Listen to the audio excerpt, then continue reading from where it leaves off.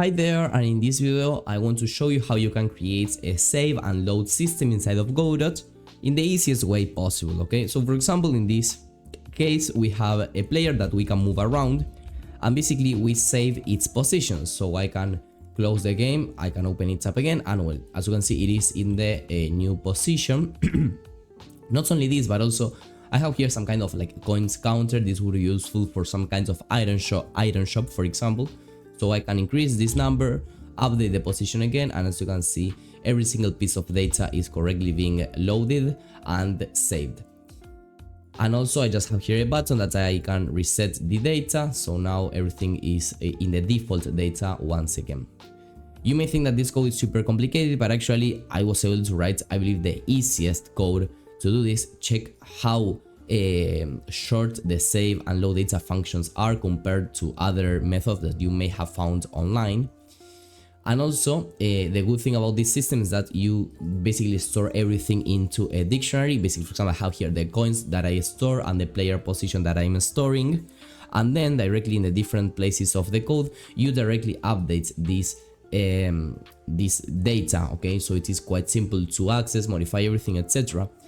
because every single piece of data that I would like to save, I can just add it in a dictionary and it will work as well, and I don't have to modify the save and load data, because in some others, as soon as you store one variable or one piece of data, you have to update everything, and here you don't. So that's why this code is so useful. So let me show you how to build all this quite simply.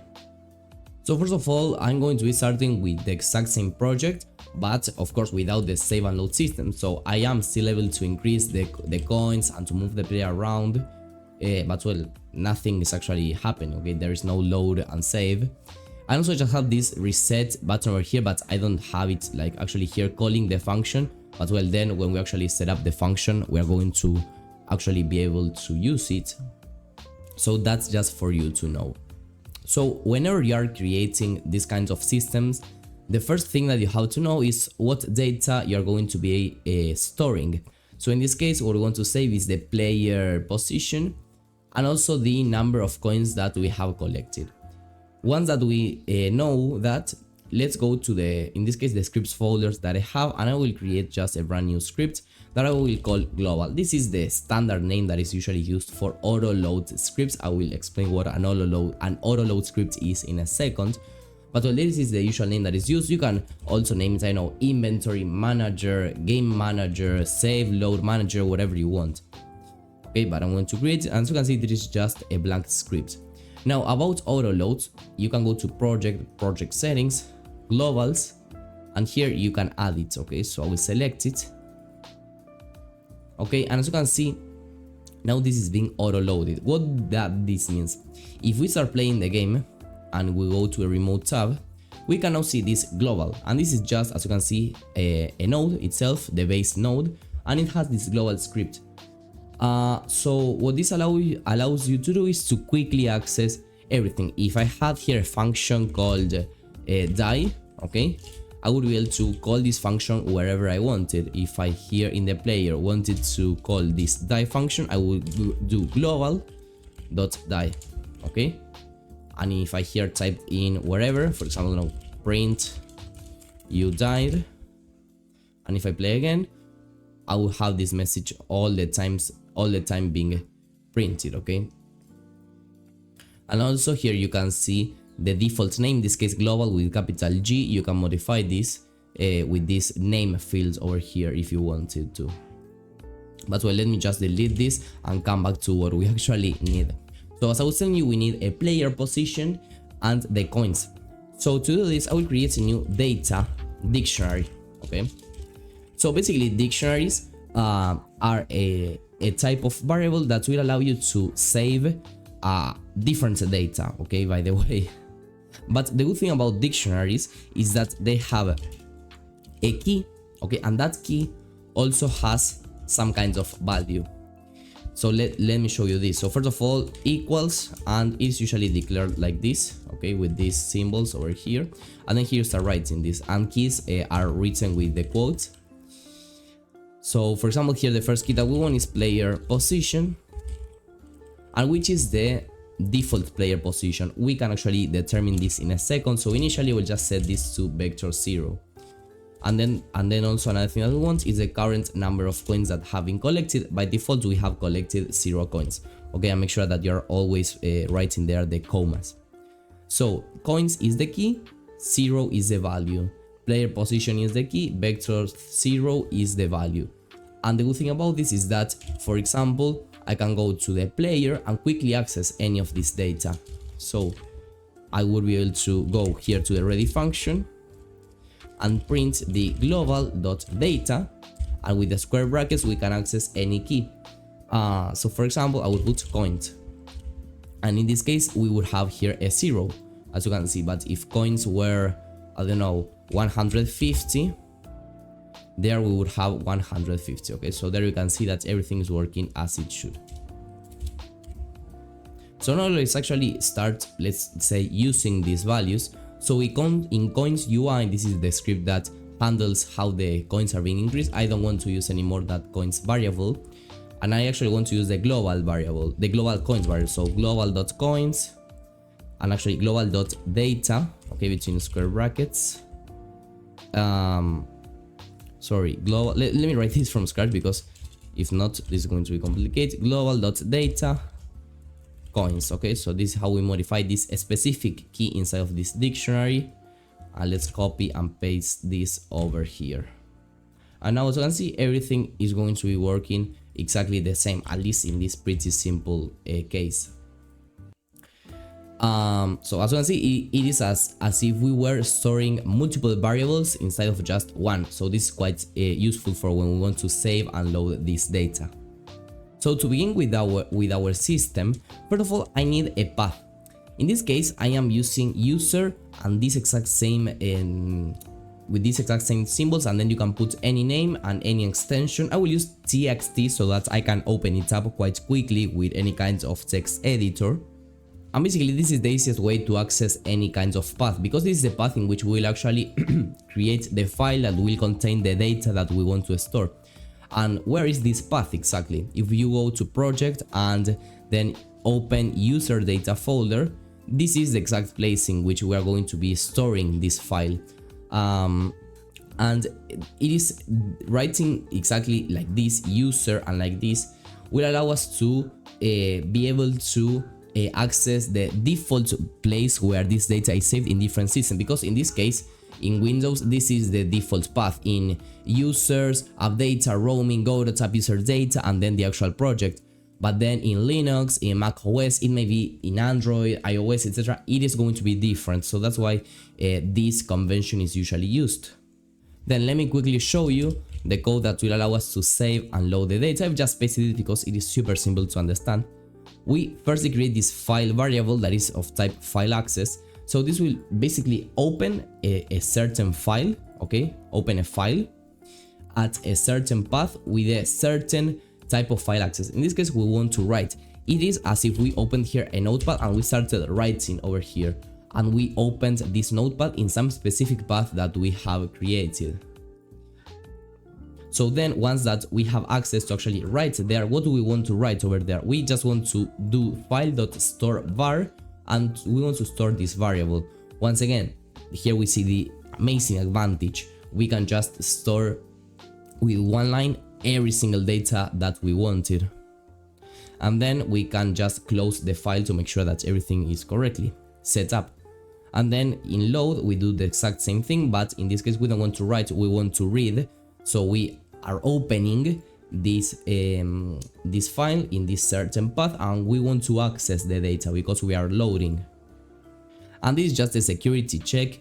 If the file for some reason hasn't been created, so the file doesn't exist, we just return, because if not we will receive an error. This is just a security measure that is usually used when you want to create these kinds of systems. And then I create this variable over here, saved data, because this will allow us to actually get what we have saved previously, okay? And what is this type variant? If we actually hold down Ctrl and go to get var, we'll see that this returns a variant. So that's why I have used this type over here. And now that we have like the new data, the saved data, I just updated accordingly, and once that everything is updated, I just close the file. So quite simple, as you can see. So now let's start actually coding this. So in the ready function, what I'm going to be doing is, firstly I want to load the data exactly like this, and let's make sure that we also save the files with Ctrl S so that we actually get auto completion. And after loading the data, what we want to do is to update our position to the saved position. So we will do position equals to global.data, and in this case player position. Make sure that you are writing the key names correctly, okay? And now, besides loading this data and updating the corresponding stuff, we also have to know when do we want to save this new data, and this would be whenever we are moving.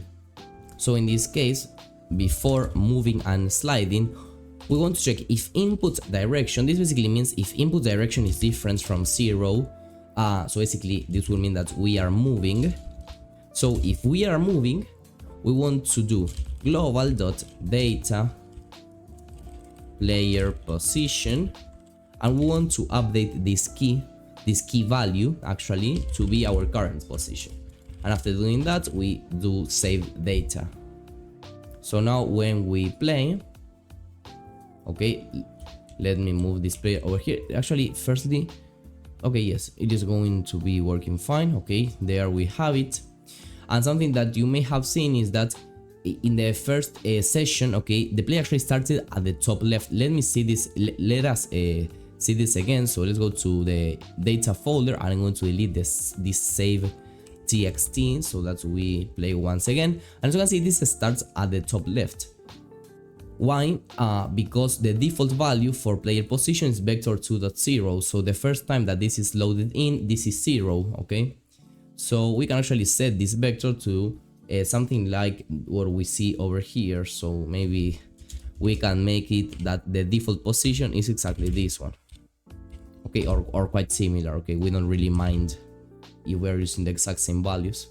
So once again here, let me open user data folder, and well, here actually let me play. I will move over here.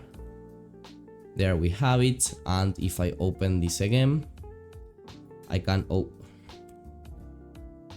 do it like this, and as you can see now it starts where I actually wanted. So this is it for the player position. Now we have to do something quite similar with the coins themselves. So here with the coins, besides updating the coins text, I also want to do over here the corresponding save data function. And also something that you can see over here is that on the ready function, I am also updating the coins text, because what happens is that after loading in the data, what could happen is that the actual coins could be different. So for example, let me delete this ready function, and right now this is 0, so let me increase it to something like, I know, 8, and this is now 0. But if I press it again, it is updated. So we have to make sure that also on ready we are updating the coins text. So you have 13, 14, 15, 16, 17. Okay, 17, 20, for example. And there we have it. Let me move this to the top. And there we have it. Okay, so you can see everything is being saved and loaded correctly. And the last thing that I want to do is to add this reset data function. So as I was explaining, let's create here a new global function. I will call it reset data. And what we have to do over here is quite simple. First, I will write here pass so that I don't get that error. And what I want to have is an already variable, basically a variable that is initialized as soon as the game starts, that I will call default data. And I just want to store here data. Basically, what this will allow us to create is a copy of this dictionary. You could technically just do here variable default data and make it equal to this. But as you can see, it's going to just take more lines, and whenever I add anything here, I would also have to add it over here, so it's not that efficient. So I just want to create a copy of this data, because these values over here will be the default ones. So now that we have this, when we want to reset the data, we want to make data equal to default data, so that we restart every single piece of data that there is. And here we're actually modifying some data, so we also have to make sure that these changes have been saved, and after that I'm just going to be restarting the game. So get3.reload current scene. So let me reset the data, and well, let's make sure that this function is also being called in the corresponding place over here. And there we have it. Okay, so we can move, I don't know, over here 11, and on the top left there we have it, reset data, and there we have it.